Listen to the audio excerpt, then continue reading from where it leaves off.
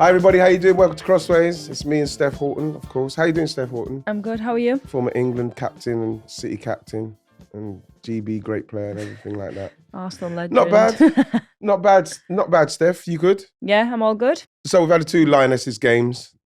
And if I'm going to be totally honest, I'm not really not blown away. Do you know how you're feeling about it? Yeah, a little bit negative. I don't think we've seen enough out of the 2 games. I think in all it was like 4 shots in the 2 games. USA and now Switzerland, a very poor Switzerland side, if I'm going to be totally honest, who've done better in the second half. But it felt very, I don't know, what's the word I'm looking for? It felt flat. I know we had a couple of debuts and it was good to see them come on to try and give some energy, but it still feels like something's not quite buzzing for me. What did you think of the USA game overall, performance-wise? I thought with that game, coming off of South Africa and Germany, where we got kind of like roasted all over the place, I thought that was more like right, we're not going to concede any goals. We're going to be in a defensive block where you could see, especially with how we didn't really have anything offensively. We didn't look very dangerous offensively at all against the USA. That was more like we played for a draw, which was in a friendly like that. I thought maybe that was the game she could have, for me, Steph, tried a few more people and we can see something in that kind of occasion, in that stadium, and that she didn't do it. No, I think I do get that impression even when you listen to like the post-match interviews, and I think to get a draw against America at this moment in time is probably a good result for where England are in terms of... Even when they haven't got their top 3, the triple, what's it, espresso up front. I mean, in if that they were sense... playing, it was over. Yeah, because the transitions were... It was too big, and I think even in that defensive shape, obviously she picked a most experienced team. Mary Earps came in. There's only Jess Naz, which is probably the least experienced player on the pitch, but you're probably picking a lot of them players automatically. Alex Greenwood, a left back, wasn't so sure on that one, but at the same time, I think they need to kind of stop conceding that many goals, and they did that, but at the same time, you've got to sacrifice something else, which was the attacking part of the game. And I think, I don't know where they kind of go when they play against the better teams in that system, because I feel as though you're not going to get up the other end of the pitch and allow the likes of Russo, Beth Mead, when Lauren Hemp gets back, them to kind of go and flourish and go and do what they need to do. It seems like obviously we've got the Laurens coming back, Hempo and James coming back, and it feels already there's a massive emphasis on them, because I think they're the biggest players. Massive, they are the biggest players, and I think that the reason why you probably get away with Kira, even if people do mark her tightly, and we see, even when we saw with Lindsay Oren and Rose Lavelle staying in and around her, she didn't really have time to get on the ball and make any real influence on the game. But when you've got them 2, then you can get the ball to them and they can make something happen. Yeah, because they can't mark all of them. Exactly. Yeah, and then there's going to be space elsewhere. It's an easy way out for Sarina in the way that she's not got the plan B for the midfield. I think as well in that game, like Lucy Bronze was England's best player. That experience, that ability to physically match America, because America on them transitions, we couldn't get anywhere near them, which that is just at this moment in time where England are in terms of from a physical point of view. That is not the game that we suit, them transitional moments where we're getting up and down the pitch. We need a bit more of a control, and when we were trying to play out, which is the right way to do, like, we are so vulnerable because we're so spread. But for me, I'm like, I agree with maybe bringing a little bit more less experienced players on, just to kind of give them that experience, and to play in front of 70, 80,000 people at Wembley against the gold medal champions of America. Well, that's what I was thinking, Steph. Do you think that was the game? Because we saw, and we'll move on to the Switzerland game. We saw in the USA game, like there wasn't as many changes. Like you mentioned, Jess Naz came in, Mary Earps, who, I'll probably go on to say, she's definitely the number 1. Yeah, she made some great saves in the game, didn't she? I think that probably, like we mentioned, was the game where they could have maybe tried something. But I quite liked Jess Park. Yeah. I like the fact that, with her little diminutive self, she would still try and play how she plays. She'll still get on it. Obviously against an American side who are very physical. She could still try and get through and play a little 1-2s. I thought she'd done the same against Switzerland, trying to make things happen. You know what I mean? I'd like to see Jess Park continue to get the chance so she could get more confidence playing. Probably same with Aggie. I'd love to have seen Aggie against Aggie Beaver-Jones. Yeah, just to see against them defenders and just to test yourself against these players that have played at the highest level. Grace Clinton. Yeah. You know, but what I did notice, which I got to speak about with while I was on the pitch side. Obviously, Emma came over. So Emma with all her crew and everything. Emma was on really good form. Yeah. You know, we should just say that out. She was buzzing. You could see that she was very excited, and I was quite confused with how her body felt because obviously the England and the national anthem. But I saw her with her team, and what it made me realise was when I looked at the English team and the English setup, looking at Sarina and the fact that we haven't got an English female assistant alongside her from the start, because we're talking about from the start, we've known she's a top manager because obviously she won it in 2017. And then obviously came with us and she won it again. To have somebody alongside her, because I'm looking at Farah, and Farah's like obviously our most capped player, who's in the coaching game, who obviously wanted to do coaching and does coaching, obviously she's doing her punditry stuff. But I'm thinking, how can we not have an English female assistant alongside a manager of that caliber just to moving forward, just for the experience? I think we are missing something, if I'm being honest. I think you have these ex-players and these retired internationals that have played at the highest level for the country, and we miss that connection. I think for me, I think it should be, we do it in younger age groups. We do it with under 23s. I think Anita Asante, Remy Allen is now Southampton manager, and I think the pathway in terms of getting them in there in that younger age group is great. But like, it's that next step, and it's like, are they willing to accept someone to come in to allow them to like live in the environment, to kind of learn as the job's going? Because it can work both ways. Like, you can learn as you're going in, but then also you could give something as a player to the rest of the players and create connections, and just to try and get that experience. Because if anything was to happen to the coaching staff, like, where do we go from there as a national team? You know what? I just feel, and like I say, just looking at it, I feel we are really missing a massive trick here when you consider. And also a personality, Ian. Like, we need someone like that's got a little bit about them, and like, especially now when we've got a Euros coming up. Like, you do need that little bit of something different to kind of spark people. Spark it up in the energy. And change it, because it's been 4 years now. Do you feel like they feel like a little bit like, I know we brought some young players in, but do you feel like the squad feels a little bit like, because they've got to a Euros final, they've got to a World Cup final, they do feel like they need something. I think something needs to be fresh, because I think, and this is no like slant on the girls whatsoever, because they've done absolutely amazing over these last few years. Yes, and it's hard to stay at that level, it really is. And they've done amazing to get a trophy, to get a World Cup final. But I think sometimes you do need that freshness in squads. Like, Man City men are going through it at the moment. Like, they've achieved so much, but then they hit a bit of a lack of form, and it's like, okay, what's new? What's going to bring them back to where they are before? And new faces they've brought in, which is great, but it's like, you need that competition. You need something different in that environment to be able to make people kind of regain their own form, and to kind of show them what we've seen over the last few years.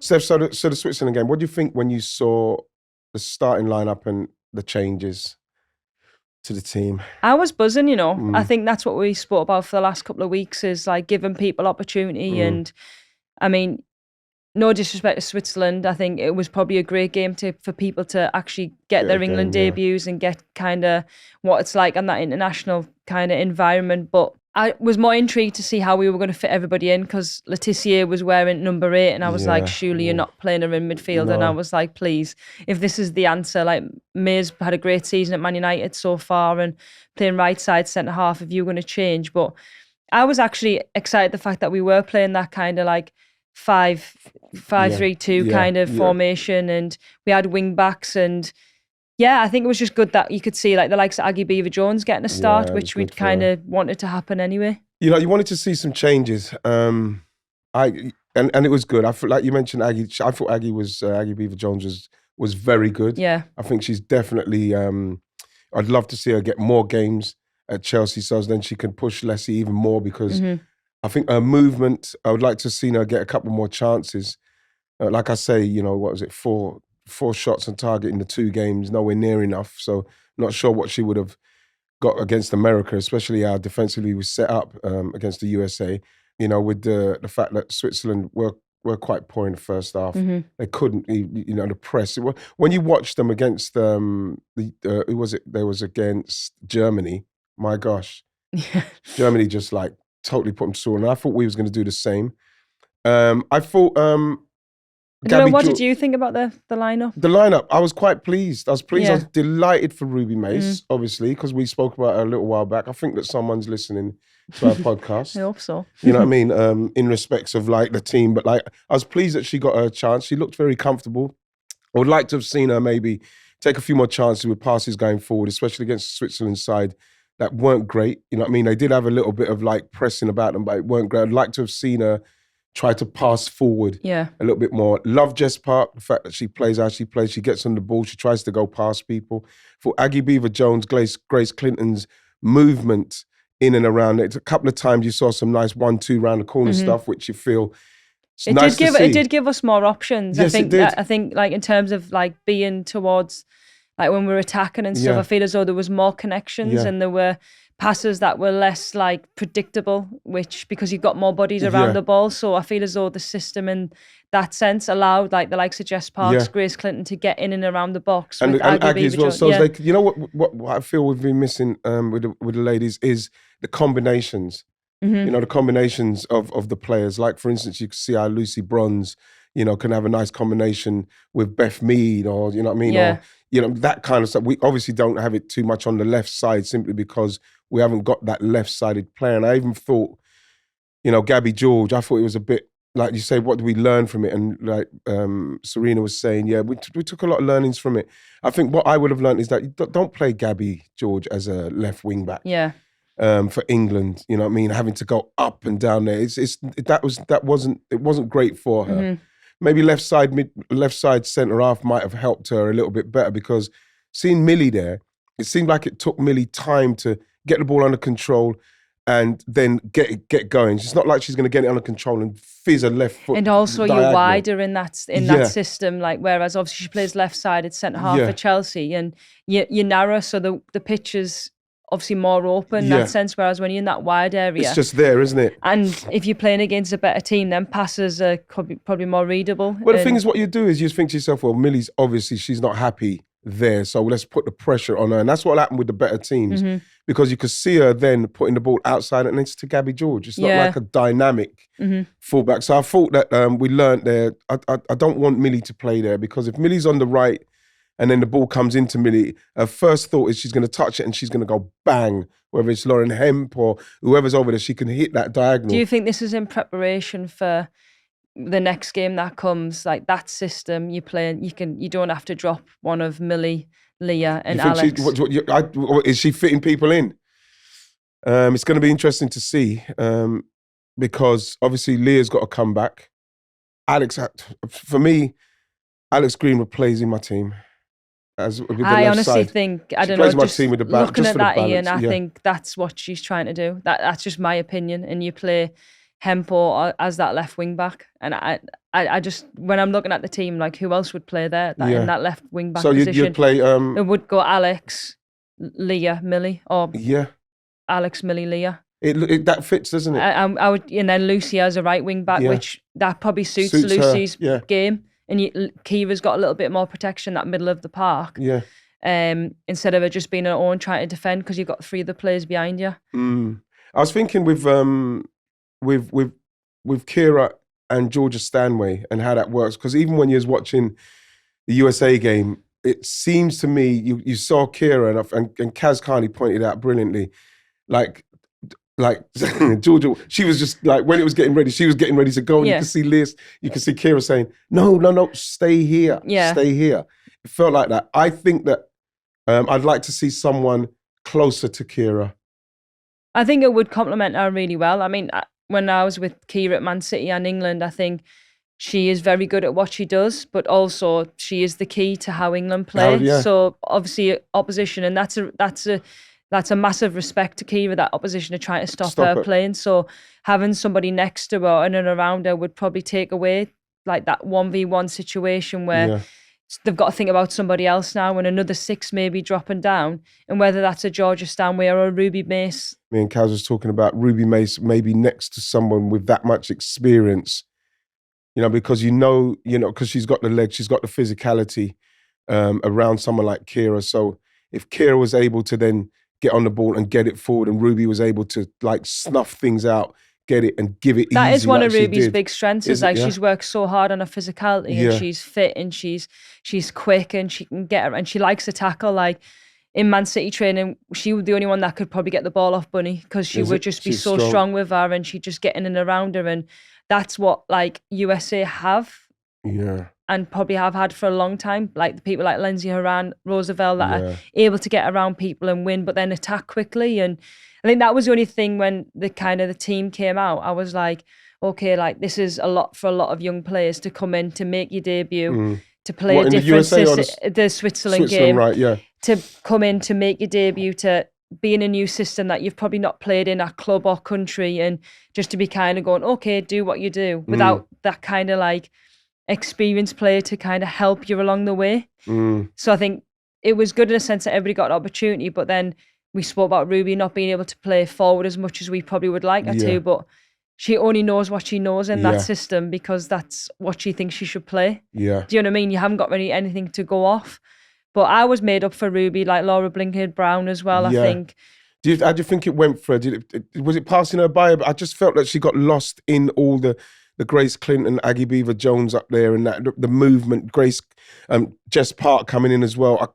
She couldn't really make a real stamp in the game. I felt for her. I think that's why the change of formation is good, but it takes time to get that right in terms of trying to get the best out of people. And like a midfielder sees space, they all want to be in there, which is rightly so, and that's their job, is to be in them pockets. And I think for Brownie coming in, and I think she looked busy. She did everything she wanted to do, but I think sometimes that flow is not there. But I think in terms of an international debut, she should be so proud of herself, especially her and Ruby. I think Millie Turner, we named a lot, Grace Clinton this season, Jess Naz. I think that to make debuts for your country is unbelievable at their ages and their experience. Just speaking about Ruby Mace and Kira Walsh, I feel like that might have a future, especially if you could get somebody who plays like Jess Park does. Yeah. Because she plays and she's quite busy around there. She constantly wants the ball. But what I would like to see from her is her like really fizzing it into people when she's moved, because she does it really quick. She can do it quick and let them deal with it.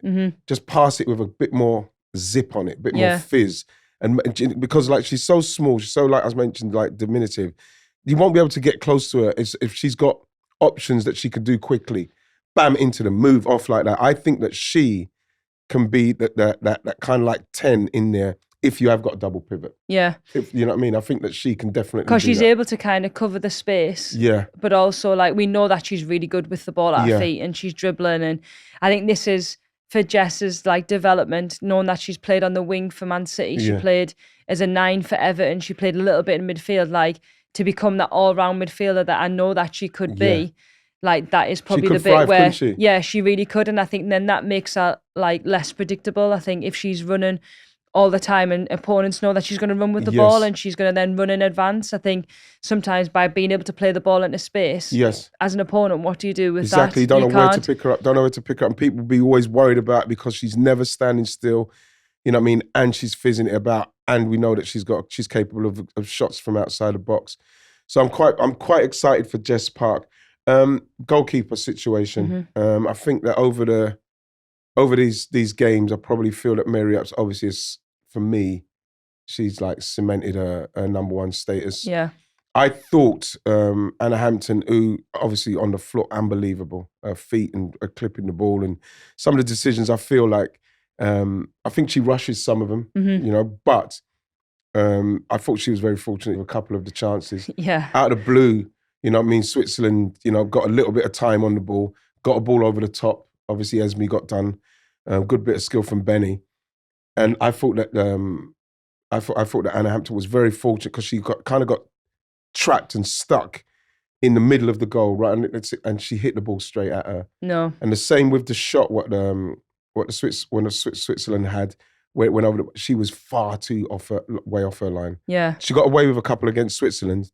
And I think that those are the things you look back and say, you probably won't get away with those against the better teams and in a more pressurized situation. Yeah, we'd been speaking about this kind of battle for number one, Mary and Hannah, and both amazing keepers, but I think more likely she's going to go with Mary. I do think so, definitely. I think this has definitely changed over these last few games. I think Hannah's doing what you said there in terms of doing things that she normally wouldn't do. And sometimes that's when, you know, there's a bit of pressure and there's an expectation to do well and you're trying to do too much. Maybe. Just keep it simple. But I think for me, Mary against USA, she made really good saves at right moments. And I think that's what she's done for a lot of years now for England, is that when we needed someone to have a big moment, she's always done that. Ian, what about that Lucy Bronze moment against Switzerland? Oh my gosh. You know something? To not have Lucy Bronze registered, there's mistakes you can make, and I'm not saying you should make a mistake with any player if it's a player that's coming for their first squad. But to not have Lucy Bronze registered, her getting ready to walk out, she's got her kit off ready to go on, and then sorry, you can't go on, you're not registered. It's embarrassing. How does that happen? That should never be happening. I feel for Lucy, but in actual fact, she's probably more fuming she had to go and warm up, to be fair. Another cap gone. But like the thing is, from Sarina's point of view, and Sarina saying, oh, it's human error, that should not be happening at that level, and it should not be happening even if it does happen to someone like Lucy Bronze. That says to me, I'm maybe thinking too deeply, but I can, because, you know, just because you can, can't you? You know what I mean? And, you know, I think that she, you know, there's something that people are not right at it. That for me, that says that. And I know this sounds so bad, but it just happens in women's football and it annoys us. So we're talking about the levels of Declan Rice, not registered. You know what I mean? We're talking about that level of player. Yeah, I bet Lucy's just fuming that she's not being able to get another cap. I have to say, to finish off the internationals and finish with that kind of like badmin. That's what it's called. It was just badmin. Summed up this international break. It summed it up. Yeah, but you know what? Can I just say with just quickly on Switzerland, in the second half when we dropped off a little bit, that was again, it was a worry. We looked vulnerable. I think there's something's got to be done about how we're going to be a little bit more solid when we're defending or when we're trying to press or close down. Our midfield. It's like we're caught in two minds of what to do. Yeah. And I think when we scored, because obviously Grace scored, which keeper missed, and then just kind of but it's a goal. Absolutely. And she has to be there. But I think then you're like, all right, okay, like let's press on, let's get more goals and stuff, and it just didn't seem to happen. But yeah, second half, I think once you let a team like Switzerland kind of have a little bit of control. And then if you've got people up front, as you will know, Steph, who've got pace, a little bit of like trickery, we were very fortunate in the end. So, you know, onwards and upwards for England. You know what I mean? I'll be there. You know, I'm not seeing unbelievables. You know what I'm seeing at the minute? It's like tournament football. Yeah. You'll just take it because you get through to the next round. Just a bit of a slow start and then, We'll probably take it for now. First, got to say congratulations to Wales, Steph. Big moment. Massive moment for them, qualifying for their first tournament. Really delighted for them. Went to Republic Island and beat them. Needed to do it. That's a massive result. That we didn't expect that, did we? I saw the Island girls coming off the coach, and there was a vibe. I liked the way they came off. It felt like, we're here to do business. And Wales done well against them. They were solid, yeah. I think good. When you see the highlights and you watch them and you're thinking, there's a lot of pressure for them. Never like achieved an international tournament, and they've finally done it as a Welsh nation is amazing. And you know who I'm actually buzzing for? Jess Fishlock. Yes. I don't know how many caps she's got. She's probably got 1 million Wales caps, but she's finally got that opportunity to kind of represent her country at the Euros, which is absolutely amazing. I think I've got to mention, I think Rhiannon Wilkinson's got to get just a mention for getting them through it. I saw her interview, and she's over the moon with what she's done, because it's such, how can I say, it's an unbelievable achievement for Wales to qualify like that. So I was quite pleased for her. Do you think she's somebody that can kick on and do very well for them? I think she has the work ethic to be able to do that. I think to come in and be a manager of Wales national team and get them to a first Euros. I think knowing Rhiannon when she worked with us at the Olympic Games and she worked with her recent. Was she intense? Was she like that? Yeah, she was intense, to be fair. I think she liked a few stories and stuff before we went out for games. Before every game? You know, like a bit of a motivational speech. And look, and I think for me, I think she absolutely loves the game first and foremost, and she works so hard to get everything right on the pitch and off the pitch. And it's obviously worked with Wales. So huge credit to her, I think, in terms of us expecting them to get through. We probably would have maybe have said Republic of Ireland, just in terms of they've got a lot more experienced players, and the likes of Katie McCabe. You've got obviously Anna Patton went there this season, so I think the expectation was them to qualify, but Wales have done a fantastic job, and really happy for them. Just while we're on the island, we might as well go on. I thought their manager had that kind of like bitter, salty kind of like vex face in the interview. Obviously, because they didn't qualify, she would have fancied themselves to qualify in that, 17 shots I think they had. Again, it come down to probably some missed chances and lack of real quality in trying to take those chances. But I did feel for her because the interviewer was asking her questions, and in the end he's asking her about her job. You know what I mean? And it's just rubbish timing, isn't it? Yeah, it was. I really did feel for her because judging by her demeanour, I genuinely think she thought they were going to beat them. Yeah. And you know what I mean? Wales pulled it out of the bag, and I think the disappointment is why. Especially at home as well. Yes, and having that many opportunities on goal. You know what I mean? There's a lot to look back on, but they have to go again. Yeah, they definitely do. Scotland. I was going to ask you about Scotland. Yeah. So Scotland, Pedro Lopes. Can I just say straight off the bat, listening to him with that interview talking about frozen pitches, and he's going to Finland in December, is pathetic. It's ridiculous. Listening to him talk like that. It's almost like when he's saying things like that, it's an insult to people's intelligence.